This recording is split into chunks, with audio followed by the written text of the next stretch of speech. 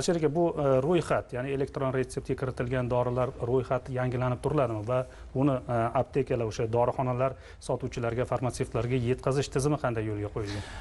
Albatta, bugungi kunda shu retseptli yoki retseptsiz dori vositalarini belgilash elektron tizimda onlayn tarzda farmatsevtika mahsulotlar xavfsizligi markazidan yuboriladi bu ma'lumot, chunki ro'yxatdan o'tkazish jarayonida bu retseptli yoki retseptsizligi belgilanib, u jarayonimizdan raqamlashtirilganligi sababli to'g'ridan to'g'ri ma'lumot yetib boradi. Demet tizimiga, bojxona qo'mitasiga, soliq qo'mitasiga, barcha tashkilotlarga elektron tarzda boradi.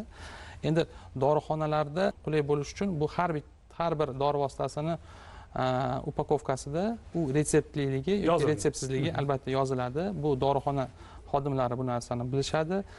Shu bilan birgalikda shu litsenziya talab va shartlariga kiritilgan bir band bor, ya'ni retsept bilan sotiladigan dori vositalari oldida vitrinada bo'lishi kerak emas u dori vositalari, ya'ni orqa tomonda yoki shkaflarda saqlanishi kerak.